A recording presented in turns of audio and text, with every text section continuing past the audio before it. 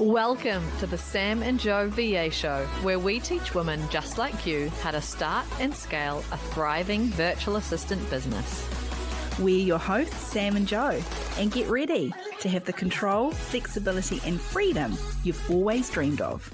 Welcome to episode 211, Bali Part 2, the Untold Stories.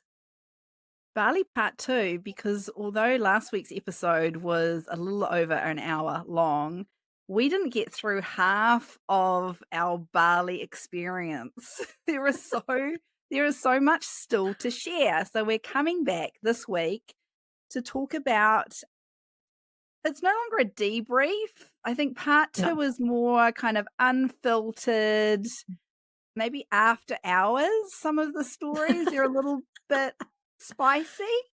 Yeah, so we'll probably have the explicit on this one. So if you're in the car driving your kids to school, probably not appropriate to have this one on. Here is your final warning, your only and final warning. And just so you know, there will not be a Bali Part 3. This one, because it is a little bit more planned, we are pretty certain that we are not forgetting any experience that we want to share with you. Yeah. Where to start? Let's start in Auckland, like even before hopping on the plane, because let's be honest, the Bali experience wasn't just in Bali. It's the before, it's the after, it's you name it, it's the whole thing. Yes. So Auckland, yeah. So myself and Teesha, we flew up to Auckland and we stayed in a hotel with Sam the night before so that we could make sure that we weren't rushing to try and get to the airport very early in the morning. Yeah. I mean, it was a budget hotel, but it was super close to the airport. It would definitely use it again. It had everything that we needed. We could book the airport bus from literally right outside the door. And 5 minutes later, we'd be at the airport. Room itself, pretty basic, nothing to write home about. But there was one thing in the room that definitely grabbed all of our attention.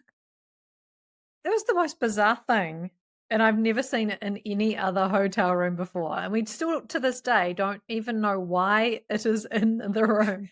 So on the wall, Sam, what was it showing us? It was giving us, it was prompting us to do a particular exercise for our calf muscles. Do you remember what the exercise was that was apparently meant to stretch your calves? I remember that it had to do with a chair, but there was no actual chair in the room to do it with. And it was a sign on the wall and it had 3 exercises. One of them was for your calf muscles, but there was no way it was going to work your calf muscles. It was like some weird squatty thing that was completely like glute muscle exercise with this weird chair. Like, why did they have instructions demonstrating how to do exercises on the flippin' wall? It was bizarre. My best guess would be it would have something to do with obviously, I would say 99% of the people that would stay at that hotel are travelers, probably long haul. And so maybe it's to do with help them with their circulation. I don't know, but the calf thing really threw me for a loop. Yeah. But it was memorable, right? It was so memorable that the next morning when we got up, we checked out, we headed out the front gate, the front doors to wait for the big yellow bus to arrive to pick us up. We looked to the left and there was a choir. I think there was some kind of big choir, international choir competition happening. And so there were lots of young people around who were obviously very vocally gifted. And there was a young guy to the left of us, and he was doing some exercises, not vocal exercises, but like he was limbering up, ready for something. And we were like, that's actually a really good idea. We're about to hop on a 10-hour flight. Let's do some stretches. And it started off doing a piss take of the so-called calf stretches that we'd been prompted to do in the room. Yeah, so we started doing, the calf up and down on the curb and squats and stuff. And then I was doing I do my daily squat where I go really deep and start having praying hands and sit there for a while. And then some others came, and we realized that they were going to be on the same flight as us going to Bali. And one of the other ladies, she looked like she had done a lot of retreats and yoga and stuff. So she started doing the squats with us as well. And then I said, oh, everyone needs to do these squats. It's really good for your longevity. And the other lady who was with them said, oh, well, I can't actually do squats because of my hips. So you can't actually tell people that they have to do this for their longevity because some people actually can't. She was offended. She took offense. But also, to make matters worse, what does she do for a job, Joe, that we found out like 30 seconds later? She was a physio, which was kind of ironic and bizarre, I How think. to make friends and influence people. Auckland Airport edition. Yeah, you put your foot in your mouth quite early on in that relationship building. I did. I don't know where I went. I think it was just silent after that. Maybe you took over the conversation. Yeah, I don't think she wanted to be our friend after that. So No. The other lady, she was all over it though. She wanted to hear all about our trip and our retreat, and she loved the idea. Yeah. But if that you're lady listening, was let not us a friend. know what's with the calf muscle exercises in a hotel room. Please, are we missing something? Because it seemed very, very random. You didn't meet. You witnessed an incident at the airport. Was it like getting to Auckland? Was it Wellington to Auckland? Was it that Oh, I flight? think it was Wellington to Auckland, actually. Yes. So we went up to go through and board, and there was this lady clearly distressed and having this argument and this debate back and forwards at the boarding counter. And we could overhear her saying something about having paid for an exit row, but then not being assigned a seat in the exit row. Ooh. And the other person was trying to explain to her that because she wasn't bodily able, she had an issue with, I don't know how they found out about this, some kind of hip issue or leg issue or something that would have prevented her from being able to help other people on the plane out through the exit row. You have to be completely able to help people. And so she was mortified and completely disappointed that they would do such a thing as to move her even though she had paid. So we get on the plane and leave her to it. And then she comes on the plane right at the end. And she's way down the back with me and Teesha. We're in the back row. She's in the next back row. And she starts going off again to the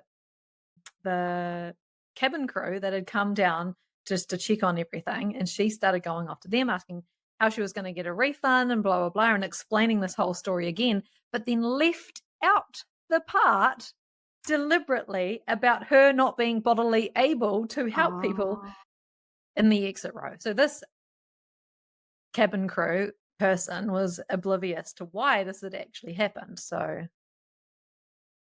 that's not fair on the cabin crew, right? At that point, I mean, they don't even have the capability or the authorization to start issuing refunds at that point. That's not part of their job description. And look, this was a flight that was an hour. Oh we were like, come on, it's 1 hour. Like, what is your problem? This is not a big deal. Like, come on. I tell you what, isn't the airport, planes, all of that jazz the best place to people watch though? Like it really is. Yeah. The drama. The drama. As long as it's not about you and your own issues with flying. You only want somebody else's drama, for sure. Okay, so we get to the airport, all hunky-dory. There were no delays. We hopped on the plane. You already heard about the headscarf issue. Other than that, like, that was our only issue. Other than that, we were like footloose, fancy-free, premium economy, watching some very saucy entertainment, though. Like, I was really surprised when I was scrolling through the movie options. One of the ones that jumped out at me was Saltburn. Like, I haven't watched Saltburn, but that is known to be an absolute shocking thing to be watching. why would you watch it on a plane? Like, we had children around us too. It wasn't just grown-ups. It's gotta be Why like an R something. I think the one that I watched must have at least an R16 because there was definitely full on sex in this movie. I didn't realize what it was going to be about, but it's called All of Us Strangers and it was quite pornographic in some of the parts. And I'd actually like Teesha would look over at me and be like, "What are you watching?"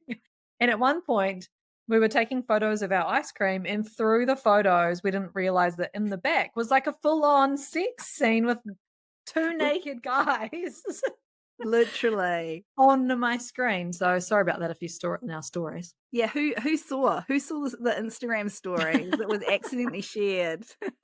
No, we knew. We posted it knowing, but we posted it kind of like, who's gonna notice the two nude guys behind the what type of ice cream was it?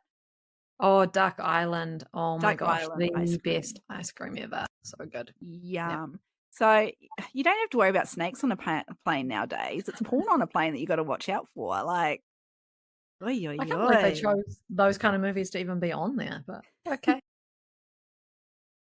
Something that we've been asked about Bali is the visa. Like, do you need visas when you go to Bali? The short answer is yes, you do need a visa.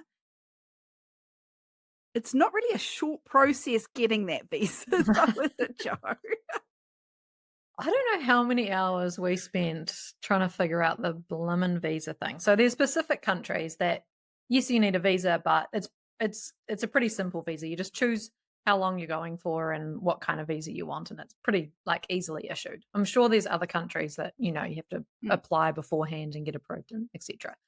So it's like leading up into the last few days, and Teesha's having a bit of a panic of like, are we going to get these visas sorted? And I'm like, oh yeah, at some point. So finally sit down, do the visas, and then we can't do the visas because you have to do them within 3 days of leaving is the first kind of issue. So then we put it off that we need to do it later. And the whole process was very convoluted, I would say. And it would like time out or something, and I have to restart the whole thing, and it was not I easy. think it's one of those lost in translations. It's obviously been designed and written in Broken English? yeah, and so some of it just didn't make sense to us. But I think we need to take a step back. You have an option, right? With the visa, you can either get it online and get it back pretty much immediately, or you can wait at land in Bali and actually get it there. So there are two options. Yeah. And at this point, Joe, I think you were like, oh, we'll just get it there. We'll just get it there. It's okay. Because you can get it there. Like, it's no big deal to get it there, right? But my God, I'm so glad we did end up doing it online, because there were a few of the retreat attendees who were on a different flight to us, and they hadn't got theirs online and had to get it in person. And the lines were pretty long, weren't they? Like, they were pretty long lines. I feel like there was no line for us. We just went straight through into the automatic gates. Not only were there no lines, there was no people. There was no one checking anything. Like, they literally let you off the plane, you pick up your bags, and you just walk out. I definitely had thoughts of, the Chappelle Corby whole ordeal and, the drugs being a real issue and then being really firm on a whole bunch of things and, unmarried sex and just like you have all of these preconceived ideas about what it's going to be like, even getting into Bali. Yeah. And then you just walk through. Yeah, there was none of that. One of the other things that they tell you to get online before you go to Bali is pay the tourist levy.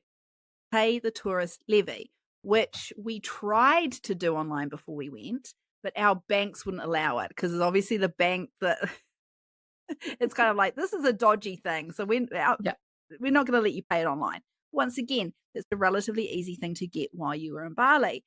However, there was a member of the airport team that we chatted to very, very briefly, and I think he was directing us where we needed to go. Like, yep, go out that way. That's the exit. Grab your bags, go there. And Joe, I think you must have said, "Oh, we haven't paid our tourist levy yet." And he was like, "Oh, don't worry about it. Just keep on going. It's okay." Because the Balinese don't like the government. and this is obviously a government levy.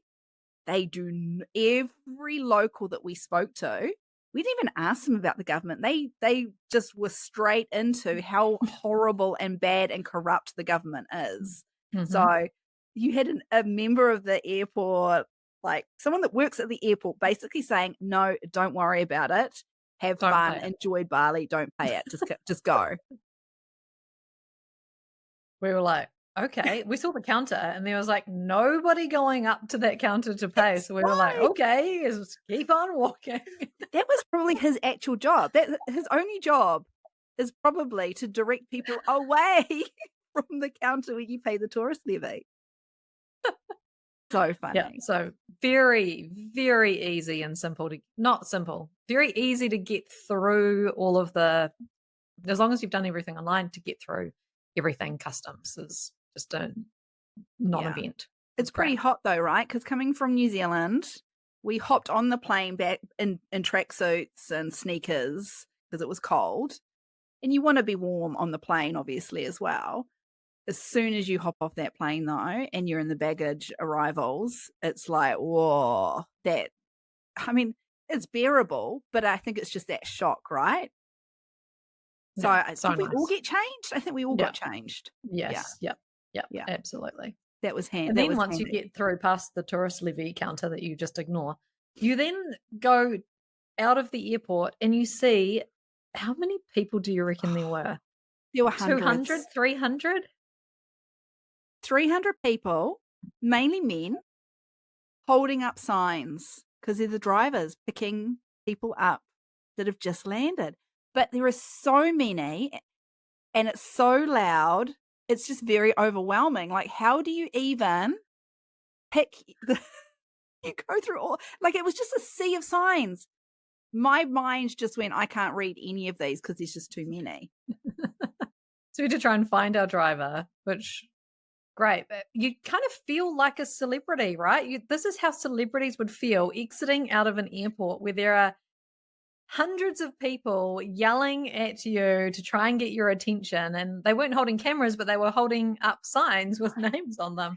Yes, Like, all of the that's a really good point. It was the noise, it was the level, it was the shouting out, like Joe Jensen, the VA Foundry, like 100 men calling out different names. Like it was chaos, absolute chaos. But we found our driver within like a minute, easy. Yeah. Like it didn't take long. I don't even know how that worked.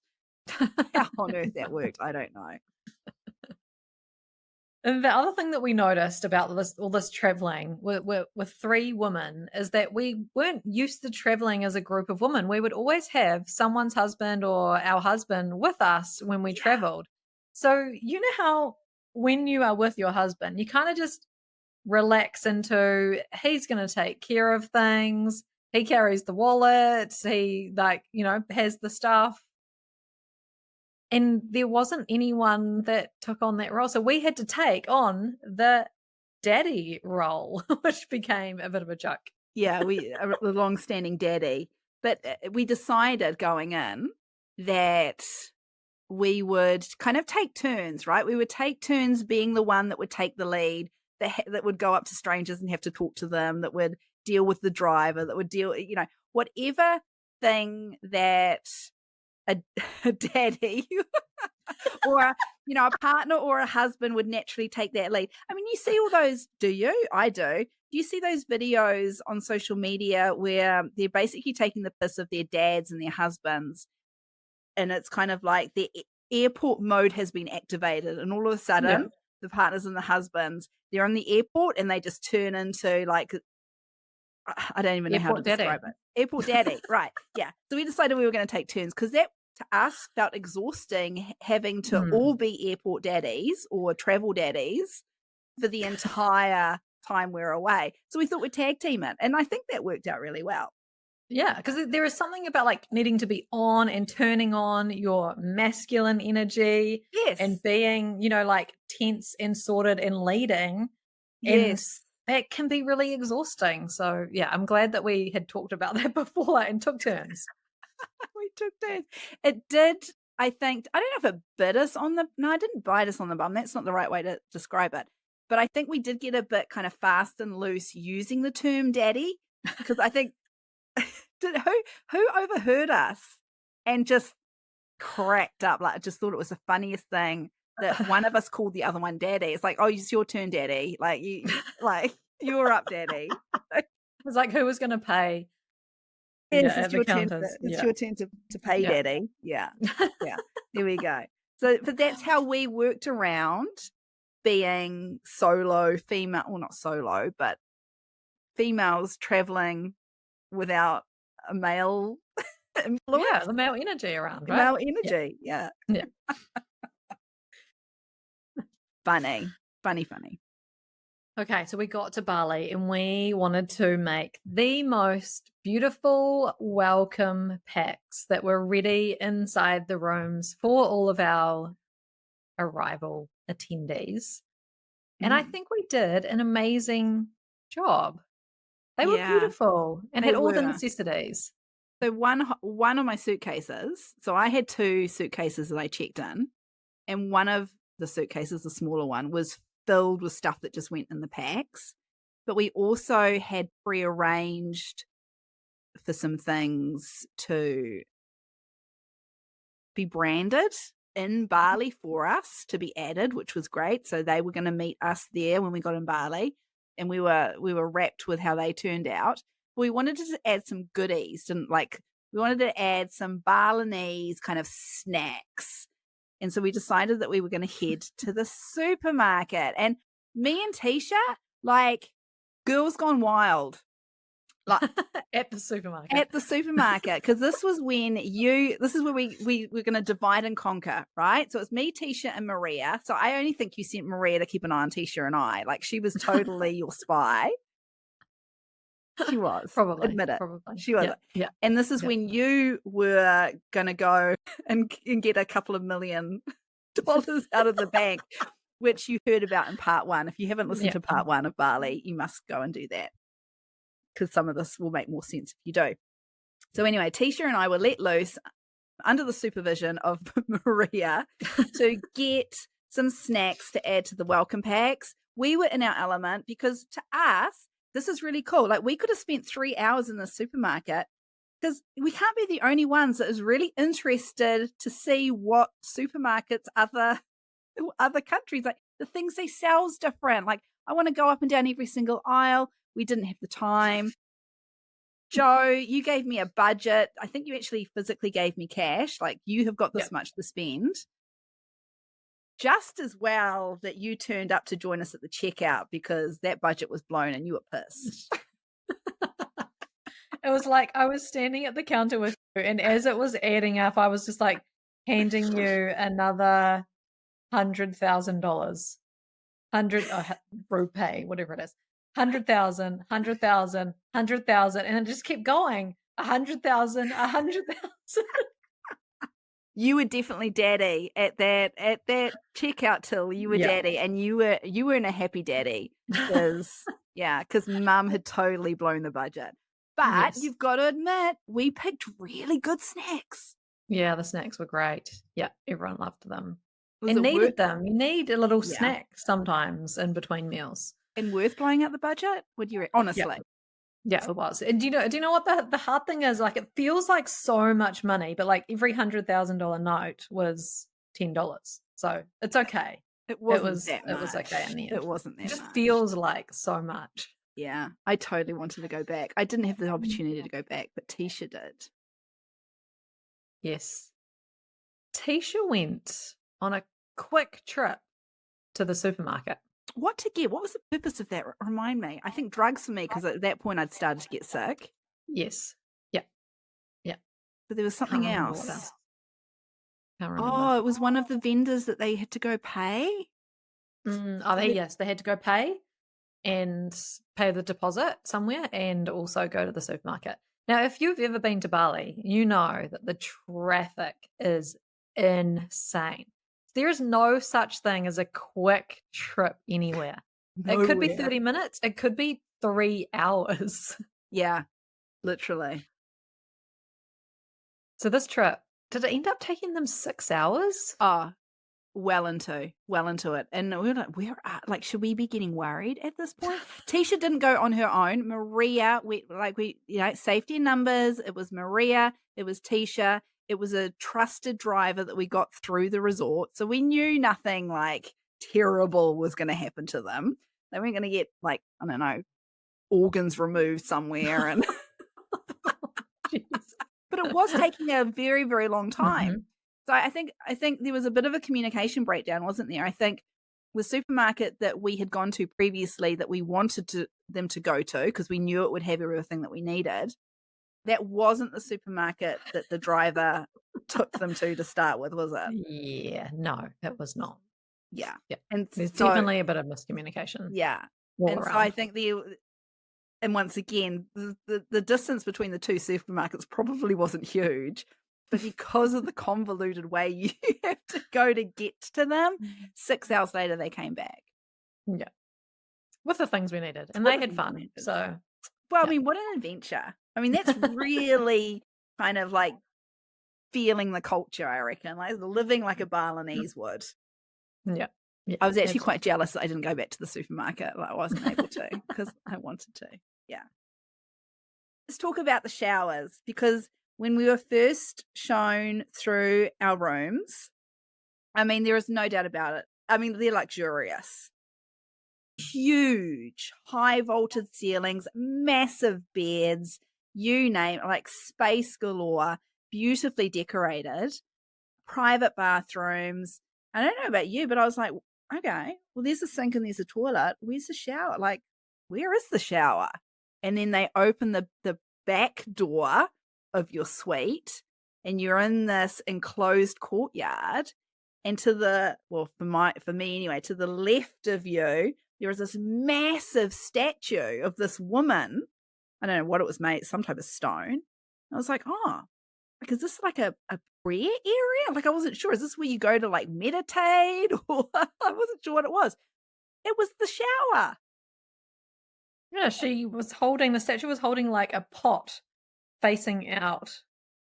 And the water streamed out so strong like a hose. It was beautiful. It was warm. It was like, a proper shower mixer. Yeah. It was beautifully hot. It was such a weird, unique, amazing, cool shower.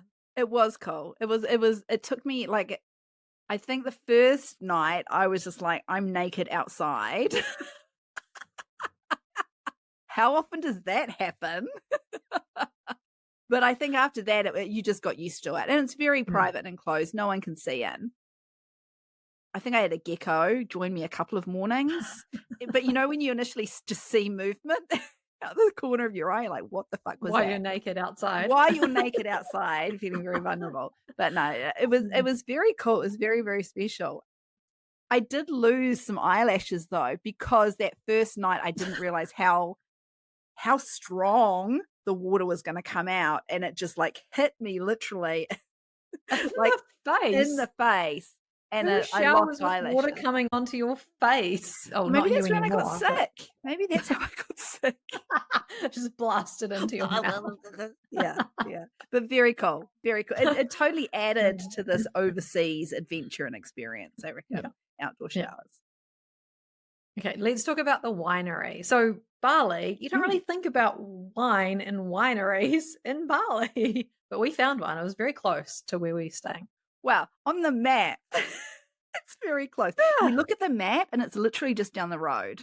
Like I actually think it was like 1.5K. Something ridiculous. So ridiculous that I said, oh, we're going to be able to walk then. And everyone just laughed. They were like, no. You'll get you a driver and the driver will take you. So so we decided we'd make a bit of an afternoon of it. We would go, we would do the tour of the winery, and we would stay and have lunch and then come back because this was pre everybody else arriving. So it was our way of easing into it and seeing a bit of Bali. What did you think? What were your thoughts on the winery?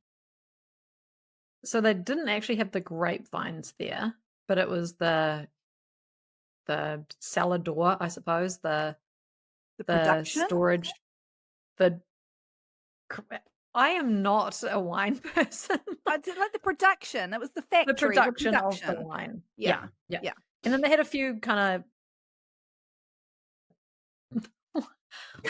I should not be talking about the wine and the grapes. I can't even know the terms. The grapevines, they had a few there so you could actually see what they looked like and stuff. But it was beautiful. It was Very well done. very fancy, very well done. And they had amazing areas that looked like you could have like a romantic kind of picnic. They had Mm. beautiful umbrellas and lights, and it was done very Instagram worthy, I thought. Oh, agreed, agreed. And our tour, I mean, it wasn't terribly long. I think in terms of the timing, like wasn't long enough for me to get bored. I've got quite a short attention span. Surprise, surprise. And it was a private tour. Like I felt as though we were the only ones there. And Mhm. yeah, the big thing though, and you will have to agree with me, Joe. Yeah. No health and safety regulations we could have literally gone up to a tank and just like opened it up and let it pour out. Okay, so imagine a massive, big warehouse with these huge stainless steel tanks Oh, and water all over the concrete floor. oh, it's We were slippery. It was standing up on slippery. the top level looking over and we're like, cool, okay, this must be how you look at it, and then we'd go. No, no, we got taken down the steps, down into like hoses laying on the ground that you step over, completely wet Forklifts. floor. Forklifts just like going Forklift. past. Like, hi.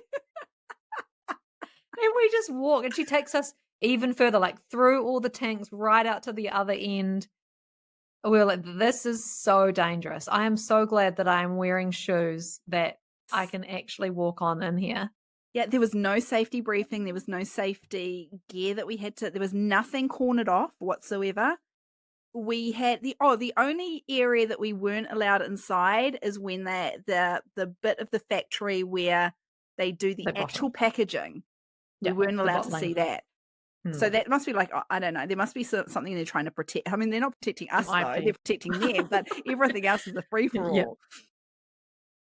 They didn't care that at one point I stayed back. You guys went well ahead with the guide, and I stayed back to take some B-roll behind you. There was no one like, keep up with the group, like I could have done the intrusive thoughts that were popping in my brain. Like, I can't be the only one. You must have gone, oh, I could get up to mischief. No? No, Oh, just me? no. Just you. I bet you Teesha would have thought Yeah, about what Teesha mischief would've, she yeah. could get Yeah. up to. So then when we went up to actually have the tastings, they're like pouring an entire glass of wine, like a full pour in New Zealand was their tasting. Yeah. Very generous. Very generous. Okay, Very what did you generous. think of the wine, Sam? Okay, so for my first couple of sips, I was I'm going to be very honest, very disappointed because it tasted like watered down wine that we're used to. Like it was very Yeah. watery. And I Yeah. actually think they did say that they put water in. And at this point, I was like, is this wine? Like, Yeah. So the wine comes out when they distilled it. The wine comes out at like 40% or something. And then they put mineral water in with it, and then it comes out and makes it like 12%. But they literally watered down the wine yeah.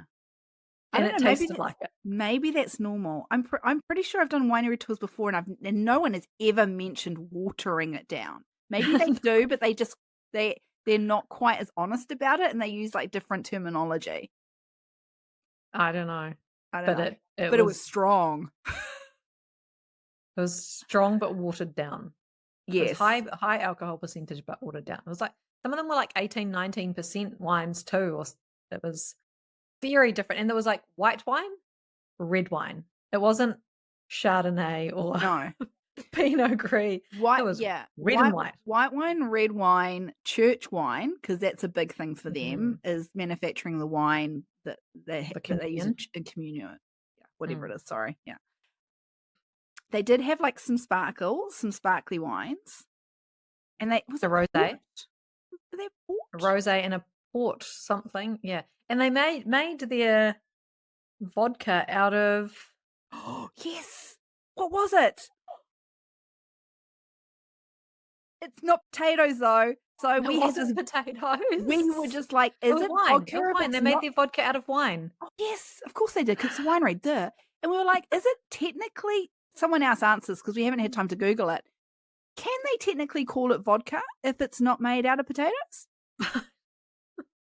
It was made out of wine. We That didn't was try yeah. we didn't try that one, so I can't tell you what to say. I mean, overall, I reckon the experience was worth it, and the food that we had for lunch was lovely. Mm, It was it definitely was. worth going, but my goodness, once again, just like culturally how different Mm, they are. yes. Yes. Yep. Alright, let's talk about Teesha's boobs. Okay. So we didn't realize that at the Vision Villa where we stayed, they have Balinese massages, and a Balinese massage includes every part of your body except for your lower bikini area, let's say. Oh, nicely done. Yeah. This includes massaging your boobs That's very quite normal for them? Yes. vigorously. So Teesha was obviously our guinea pig. She was the first one to experience this particular massage. And we did that on purpose. You would have heard in part 1 that we decided that we would all do a spa treatment so we could make sure it was up to the standards that we wanted their attendees to experience. That was quite shocking for Teesha because she wasn't expecting it. No, she was definitely not. And so we had to have a quiet conversation, we thought, with just the lady that we dealt with there. But there was a man also with her, and we went into a room and we had to bring up this subject of that New Zealanders, Australians, that would just be inappropriate, not expected, and can we have you have a quiet word with your spa therapists to not do that for everyone? Do you think they Yeah. took it well? Do you think they were surprised or anyone's asked that before? I think they took it very, very well. And it was immediately the conversation was then had with the spa people, and it wasn't an issue. No one else experienced it. I think they dealt with it very promptly and very well. They didn't seem shocked, Yeah. but then neither did they seem as though I don't know. It was It very didn't seem like strange. they'd been asked that before, though. And No. surely Australian New Zealanders have mentioned this. Maybe just no one else is bold enough to say anything. Maybe, yeah, everyone else that's gone there has just gone, oh well, this is a new experience. This is obviously what they do. Learn something new every day. I'll see you tomorrow. So yeah, thanks for being our guinea pig and letting them touch your boobs, Teesha. Appreciate Thanks, it. Teesha. I took one Thanks, for the Teesha. team. We wasn't Teesha. She was like, you need to tell your husband. What does he think about a stranger touching your boobs? And so I think she messaged him, and he was just like, all for it. Like, oh, go you. Like, well done. Oh, okay, so something that we thought we would go and do is, a bit of a touristy thing in Bali is to go to the monkey forest. Now, we Mhm. knew that wouldn't probably be appropriate to have everyone in the Bali retreat go to the monkey forest because I know that not everyone likes monkeys, especially uncaged monkeys wild just running around. Well, I was actually really surprised. Like, I knew what to expect going in. The fact that they are wild monkeys, right? But by the end of it, like, I felt as though I was walking out quite tensely because of some of the monkey interactions we witnessed. The main one, literally seconds into walking in, right? We'd paid the fee with our awesome driver that day. He was one that we're going to have the whole time next year. He looked after us so well. Like, I think he got plasters for Teesha, like Mhm. at the monkey forest. Anyway, they paid our tickets, walked in. You have to, the first thing they make you do is they make you stand at this big sign just as you walk in, which tells you very clearly the do's and do nots with dealing with wild, reminding you that these are wild monkeys, all right? These are not pets. don't do this, don't do this, don't do this, don't do this. So it was, the main ones were, don't have any food with you. Like, put it in the bin. Like, don't have any food. Don't feed them, but don't even have food because they're gonna come and steal it from you. Yeah. Same with anything loose, right? It's gonna be tempting to them to like snatch it out of your hand. Fine. Fine, done. Don't touch the monkeys. Obvious, but okay. Obvious, right? And I think the other one is, don't like stare directly in the monkey's eyes, because they're gonna think that's a sign of aggression, which anybody that knows anything about dogs or wild animals knows that is totally a sign of aggression, right? That freaked me out. I was like, oh my God, how am I going to not look at the monkeys? And now all I'm going to do is look at the monkeys in the eyes. Like, how am I going to stop it? Yeah. It's terrifying. Yeah, so this is why at the end of it, I walked out quite tense. I still enjoyed it. I'd recommend it. Go, if you haven't gone, go. Okay, so we're still at the sign. We literally haven't finished reading the sign, even though those are the main kind of 3 messages. Haven't finished reading, and all of a sudden, there is this scream. And we're like, what the fuck is that? And like, people are literally scrambling, going, where's that scream from? What's happened? You take over, Joe. Okay, there was a little girl who was maybe 5, something like that. She had run directly up to the monkey and touched it, and it bit her. And the parent had grabbed the child, had her in their arms, and were like checking over the entire child, trying to find this bite mark and figuring out why the kid was screaming. Let's remind you that this little family unit was right beside us by the sign that the parents are reading out to the children about don't touch the monkey. And this monkey was right beside the sign. And this girl reached out and touched the monkey. And the first thing the mother said was, I literally just told you not to touch the monkey. Like, you could, as a mother, did you just not go, for fuck's sake, kid? I just told you. I just told you. Yeah. Off to the hospital now to get a rabies shot or something. Oh, I felt so sorry that girl for was her. shook though, and I don't blame her. Like, she literally had to be carried around the whole way. We kind of were in their vicinity for a little bit until it got to the point where this girl, every time she even saw a monkey from that point on, we were in a monkey forest.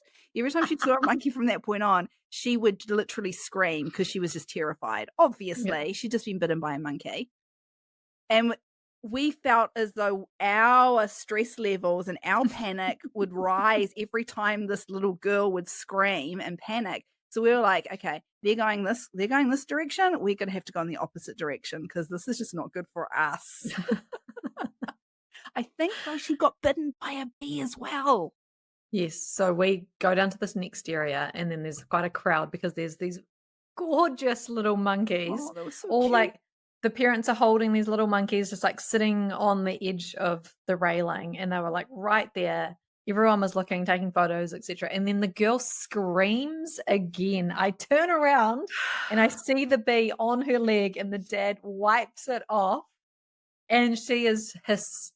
She's hysterical at that point. She really is hysterical. That poor girl's she's never gonna step foot in Bali as an adult. You know that, eh? Like, she would have been traumatized. That would have hurt so much. A bite from a monkey and a bee stung by a bee. Like, what is that karma though for not listening to the mum? Like, I kind of feel it might be. Like, you should have listened to your mum. It was a lesson for her for sure. And then we were like grown adult men. This made me wild. This really made me wild. The adult men that were just being idiots with these monkeys, trying to get as close as they could for selfies. But the worst one was, I think a monkey I don't know, did he try and get too close to the monkey, or was the monkey came up to him?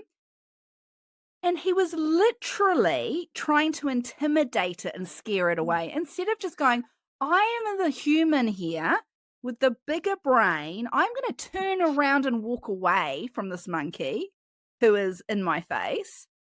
he tried to make himself bigger, like as if he's not a fucking bear. You know, when you meet a bear in the woods, you're supposed to make yourself like really big and loud, and you're supposed to be the alpha. Apparently, that's what you're supposed to do with bears. Just so you know, if it ever happens, Joe. That's not what you do with monkeys. Did he read the sign? You don't look them in the eye. It's a sign of aggression. Like, just turn around and walk away. He was so trying to be an alpha A. It was ridiculous. Just staring it straight down and trying to intimidate it. Like, oh, you're an idiot. Ugh. Yeah. There's some of that masculine energy that we didn't want to be witnessing. Yes. That wasn't good daddy energy whatsoever. No. That was dumb daddy energy, that one. Yeah. Anyway, would you go back to see the monkeys? Because there's lots of different areas, different monkey experiences. Or are you done with the monkeys? No, that's enough monkey business for me. I'm good. I'm good. Okay, we went to this incredibly beautiful Omma. Was it called a beach club? It was called a beach club, eh? Omma Beach Club. Yeah. It wasn't at the beach. It was in kind of the forest, and there was this beautiful waterfall, and we hired the VV, very, very important person, VVIP area.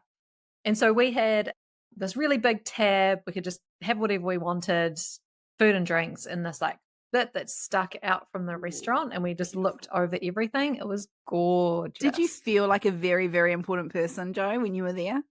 I did. Yeah. I felt amazing. It was so stunning. And we had our own bartender that came down and got us whatever we wanted. And they were very keen to give us like a cocktail making demonstration. Like, I feel as though it was like, oh, you don't want it, but we really want to give it to you. So we kind of felt as though, even though we weren't really interested, we're like, okay, all right, give us a cocktail demonstration. Was anyone paying attention though? Oh, I felt so sorry for the guy. Okay, so he came down, had all this cocktail everything, and he was trying to tell us about the cocktails that he was making. But everyone's just talking and doing their own thing, and no one was really watching VVIPs. him. That's what we were doing. We were busy being VVIPs. This poor guy. I felt really sorry for him. But anyway, had a great experience there. Had lots of yummy food and drinks. Had a swim in the pool and watched the waterfall. It was amazing. And you also did the influencer swing. Some of you did. Yes, they had a swing. If you've seen any photos of Bali, you know that they have swings everywhere in Bali to get, the Instagram shots and videos. And we went down because we wanted to do it, but there was someone on the swing already. And this girl had clearly planned this beautiful Instagram video photo shoot on the swing. She had her dress. Flowy, bright pink dress. She had flowy blonde hair all out the back. And she must have been on that swing for like a good 10 minutes. And her Instagram boyfriend, he was working it. He worked hard for his money that day. Boyfriend of Instagram, for sure. I wonder how many photos he took. Like, he was committed. So many photos, so many angles, so many videos. It was like quite funny to watch. I'm sure she got some great shots. Would Lance have been that committed? Mark, there's no way. No. Mark would have taken like 2 and he would have been gone. Very much so. Lance would never do that. So anyway, we got some photos on the swings, and Teesha took photos on our cameras and stuff. It was great.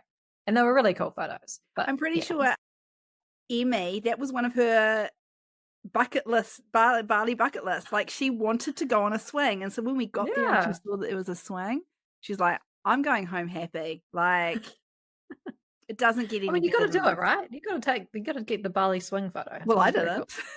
Cool. Well, I mean, next time.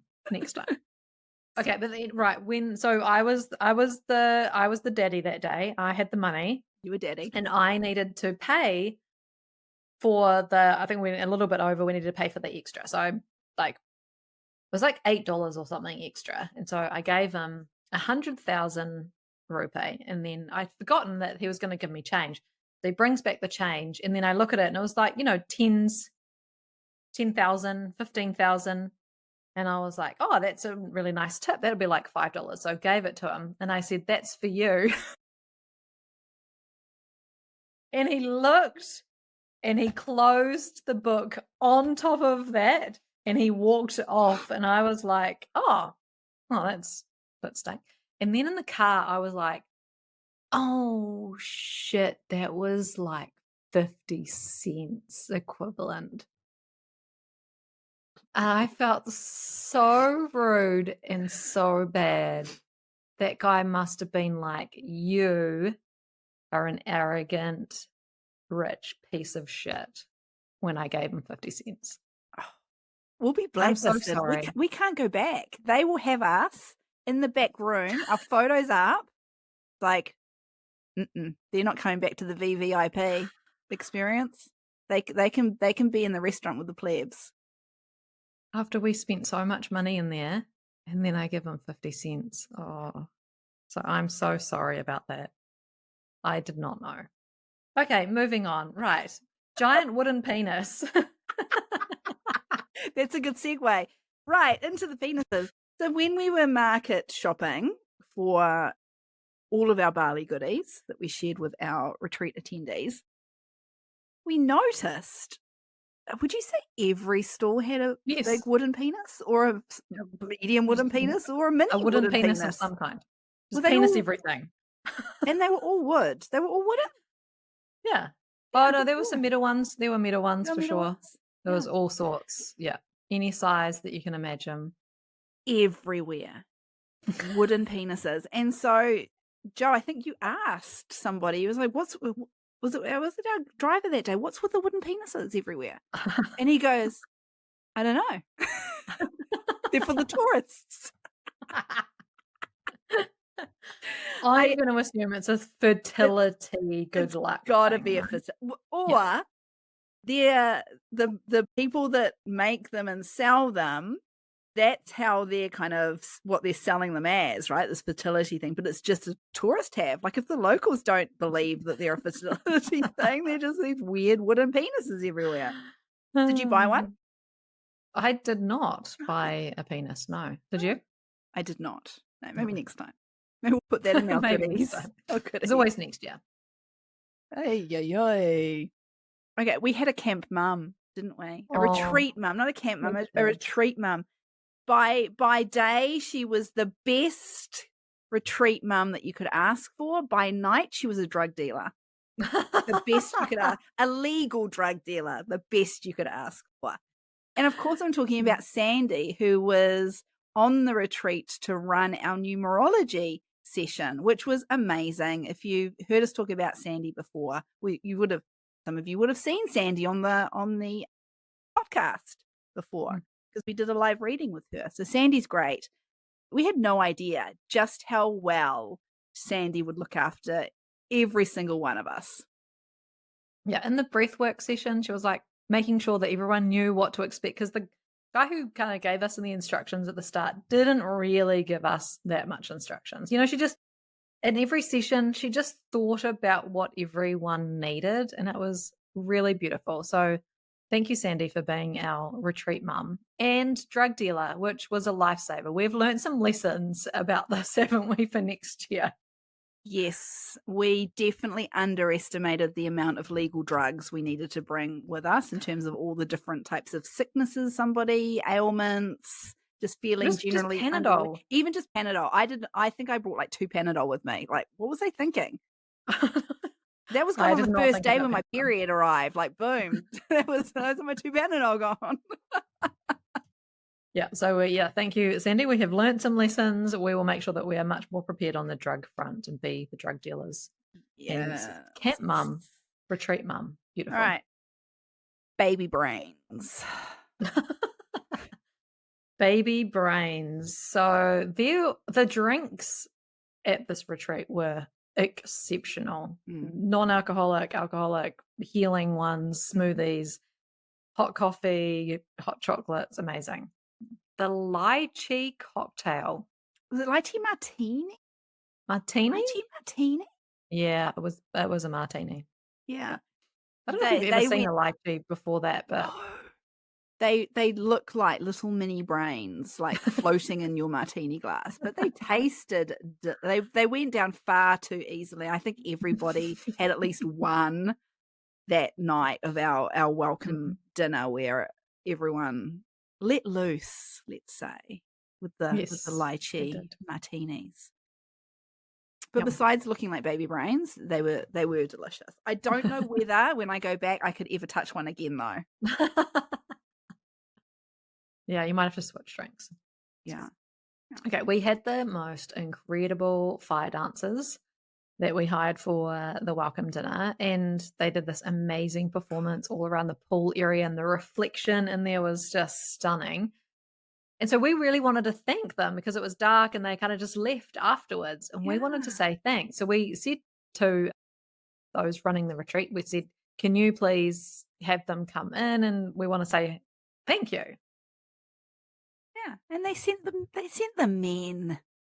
They sent Yeah. I don't know why they sent the men. I mean, we've had a conversation about this kind of off air, and you want to give them the benefit of the doubt and say they sent the men because the girls were getting dressed. So the men came first. Mm. I think you're being too kind. I think they just send the men. And it's like, we want to talk to, we're women. We want to connect with other women, and they were beautiful. And just because the men had like the biggest fire things that they were throwing around the place doesn't mean they're the bestest. We took, Yeah. some of us took offense to that they sent them in. So we got to thank both the men and the woman. The woman had the most amazing outfits on, but I bet they were uncomfortable. They were like large sequins that would have been very spiky. So maybe they did want to get them off. There you go. I don't Yeah, know. maybe. I think we can't go past the fire dancers without talking about the fact that there was Lee wasn't able to join us on that first night because she wasn't feeling terribly great. And so she was in her room, but she could hear everything that was happening down in the garden, including when the fire dancers came out. But she couldn't see the fire dancers. All she could hear was our reaction to the fire dancers. What did she think was going on in the garden, Joe? Did you think there was like a dance party happening next door or something? Because there was a lot of... Yeah, she said it was like listening to a bachelorette party. I missed that. Yeah, because we were like, woohoo! Like constantly screaming like girls gone wild with the fire dancers. It was hilarious. Oh my gosh. That was the night that I also thought it would be a really good idea to write my love notes from Bali and put them in the jars, because we decided that all week that we would have, everybody would have an individual jar laid out beautifully on the table, and the aim was for everybody to at least write one love note to everybody else that was attending the retreat, and by the end of the week everybody would walk away with a jar full of just beautiful compliments and thanks and observation, just anything that was going to fill their cup and make them feel really good about themselves. So they could either wait and read them till the end, or if they were ever feeling homesick or low or anything like that, that they could pull one out of the jar and read one, and it would hopefully make them feel loved. So that was the idea for the love notes from Bali. For some reason, I thought it would be a great idea, lychee martini night, to write my love notes. And I reckon, like, I remember spending a lot of time and effort and thought writing those notes that I did that night. The issue was, though, the next day I couldn't remember whose notes I'd written.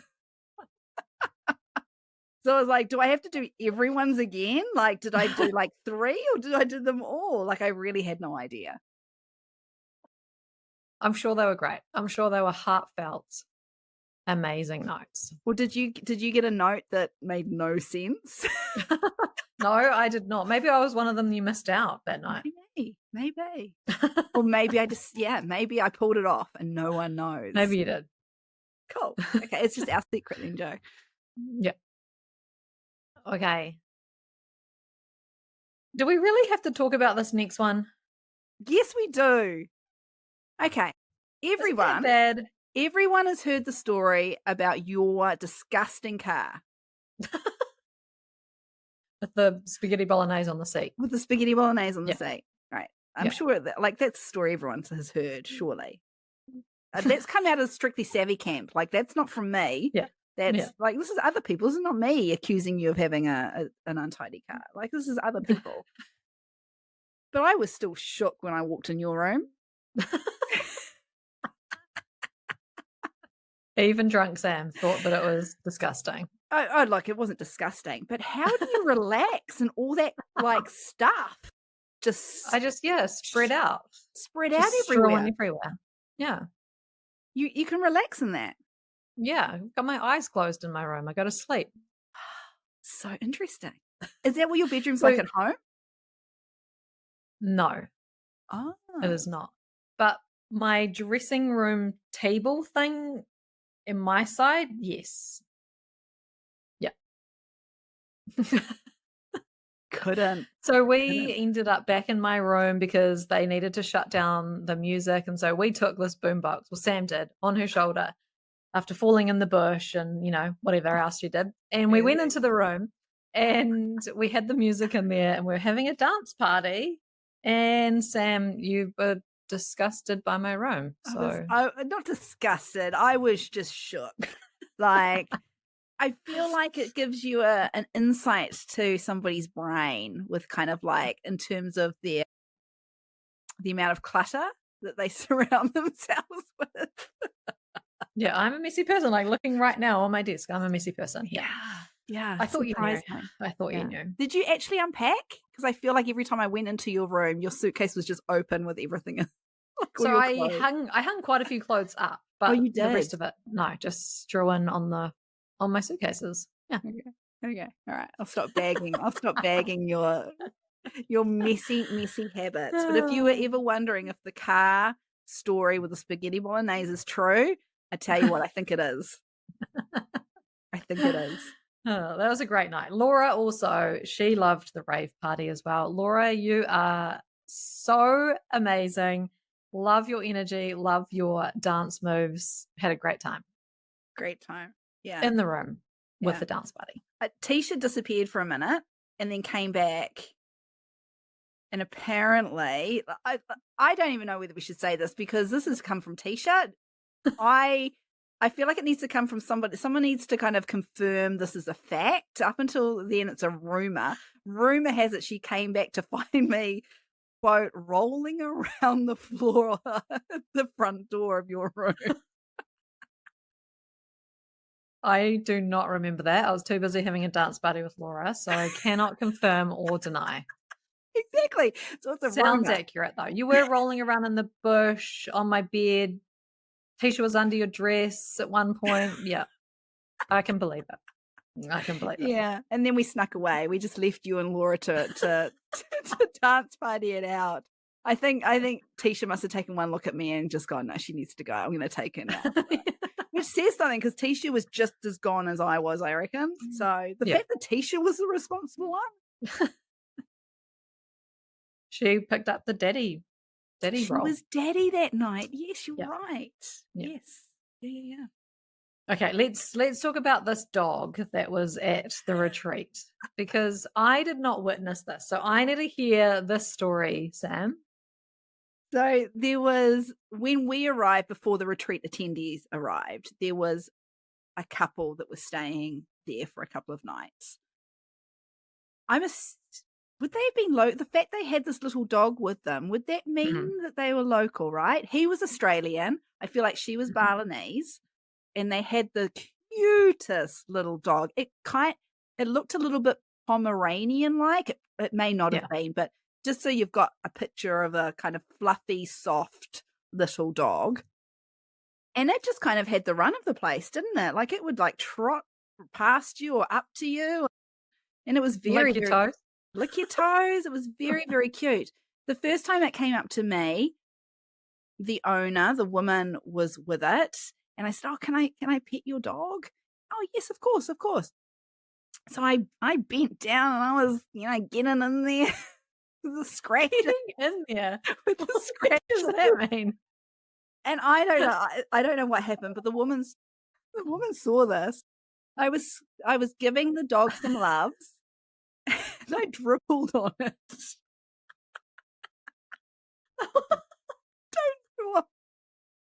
So I kind of quickly got out of there because I was so embarrassed because I knew she saw. I was out of there and It's like a big bit of spit, just like It's just like it just kind of like just dribble. It wasn't. So I didn't spit at the dog. It kind of like it drooled on the dog. I don't know. Anyway, I was so horrified that this had happened, that someone had witnessed. Felt awful. This is during the day. I was sober. This was not welcome dinner night. Totally sober. Went up to the restaurant to meet you and Teesha, I guess for lunch or whatever we were meeting for. I don't think you were there, but Teesha was, and I was just like, oh my God, you wouldn't believe what just happened. I'm so embarrassed. I just dribbled on somebody's dog and they saw me. And we laughed about it, right? Laughed about it, moved on. How many days later? Was it the next day? I don't remember. I think it was the next day. The next day it was the next day because we were delivering the welcome packs to everybody's room before they arrived that afternoon. And as we were doing it, this cute little dog came and found us. And we were going, oh, it's a cute dog. There was no owner with it. So all of us were giving it love, lots of love. And I dribbled on it again. Does a dog make you salivate for some reason, Sam? And Teesha saw it. So not once, but twice you dribbled on the dog. Yeah, that is very weird, Sam. It's so weird. Like once you can kind of laugh it off. Like twice to happen. So we start walking up to, there's like 2 levels of rooms. And so we go up to the top level and there's this beautiful hanging chair and we deliver all the welcome packs. And this little dog is following us around everywhere. And we're like, oh, it's so cute. And, I must know this place. And so I pick it up and I've got a photo of it in my lap and I'm in the hanging chair. And, then we go back down and then we come into the like main kind of entrance restaurant part. And we see the lady and she's distraught with tears. Yeah. And she's like, have you seen my dog? I've lost my dog. And we were like, oh no, the dog is here. It was just following us around and it went upstairs with us. It's here, definitely here. She goes off, goes to try and find this dog. And the whole time she had been, I don't know for how long, wondering where this dog was. And the whole time it was in a photo shoot with us. In a photo shoot with us being dribbled on. Like, we were just... It was so happy. It was a happy dog. Like, yeah, it was got all the attention it needed. Yeah, she was so upset. I'm assuming she found the dog. However, on the other hand, if you were going to allow your dog just to wander around aimlessly, like, what do you expect? What do you expect? Okay, speaking of photo shoot, yeah, great segue into this story, which I didn't know until 2 days ago. I kept this quiet because I was horrified. I was horrified. I'm still not certain that I want it to be shared, but oh no, we're talking about it. We're definitely talking about it. It's on the list, so we have to talk about it. Yeah. So when we were having the photo shoot, Joe, and we were at the final kind of area, we were taking the shots, and I went, "This has to be the last one." You remember that? I'm like, I'm done. Like, this is it. Yeah. Yep. So I then basically was like, okay, see you later. And raced back to my room because I had Bali belly. And I didn't make it. I didn't make it. I'm laughing now, but it was not funny at the time. You were very, very ill. Yeah. Didn't make it. Yeah, so you literally shit your pants. I shit my pants. And you told your kids, didn't you? What was their reaction to you? They were horrified. And I don't think they were like, no, really? Yep. You can be proud of me. You just imagine them at the school day. Oh, how was your mum went to Bali? Yeah, she shit her pants. This is one of those things that as a kid you never forget. Like if my mum had told me that story when I was their age, it is burned in my brain forever. Like I am never going to. I would never think. Every time I heard the word Bali, I'd immediately go, "My mum shit her pants there." Yeah. Yeah, I felt sorry for you. I mean, nothing that I could do, right? So I brought you things to your room. I'm not gonna go and knock on your door without you knowing and just like come in. You could have No. been in any state, so No, there was you're nothing really on your own. anyone could do. Would it stop me going back? Hell no, I'm going back. Like, Yeah. shit Yeah. happens. Shit happens and then you get over it. There we go. Yeah. Let's normalize it. Let's Yeah. normalize it. It happens and you just keep going. Okay. Then this is another story that I did not know Oh about. my god, it's why am I the one? Like, surely more stuff. This is the last thing on our list, and I feel like it's been very like, where are all of Joe's embarrassing stories? I tipped the guy 50 cents. Oh, budums. I've really opened up. I've like, do you get any more vulnerable than with the things that I have shared? There's got to be something that you're going to finish up. So there's going to be an extra one after this one that you haven't shared with me yet. There's nothing embarrassing that happened to me. Really? Really? Why does it just Okay. happen to me? You just attract this. I attracted. The Okay. law of attraction. All right. Last one. Last one of our Bali untold stories. The untold stories you didn't know you needed to hear. I left my lunchbox. I left my lunchbox on the last day in the car that took me from the retreat, the resort, to the airport. I'd actually done it on purpose because I wasn't feeling very well. The resort had given all of us like takeaway lunches. So we weren't going to be hungry. We wouldn't have to buy anything when we got to the airport.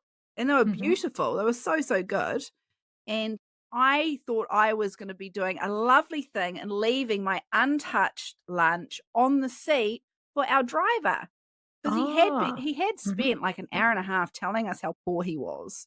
So yeah. And how much he hated the government and he lives on 2-minute noodles apparently. So I was like, I'm gonna do a really nice thing and leave him my lunch. Yeah.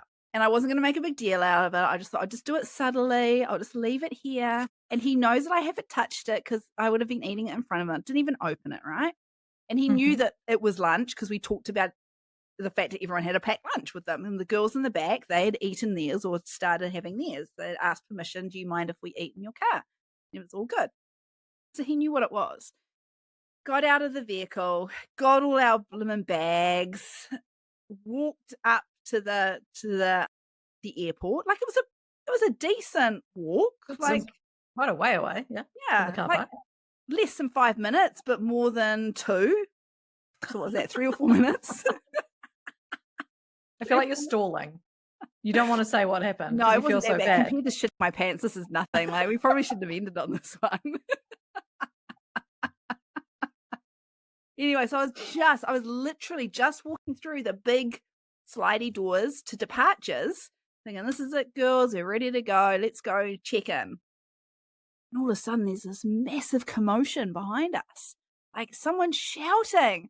Like, what's going on? And then all of a sudden, Emmy and Caroline are like, Sam, like, oh my God, what's happened? And I turn around and it's our driver racing up with my lunch in my hand. With his hand.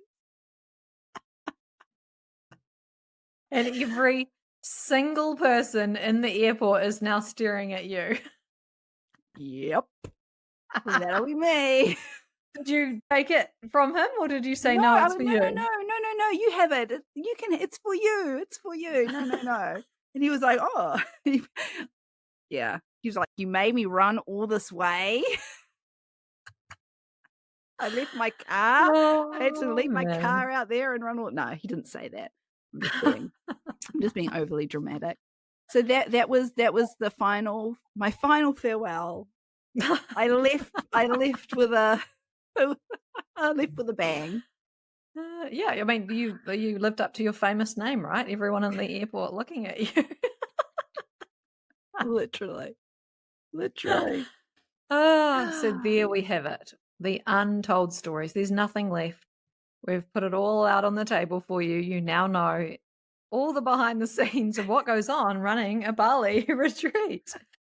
So if you too want some hilarious stories to be able to tell your kids when you get home from the Bali retreat, then we'll drop the link down below to go and check out all the details for you to join us in July 2025. Thanks for listening to this episode of the Sam and Joe VA Show.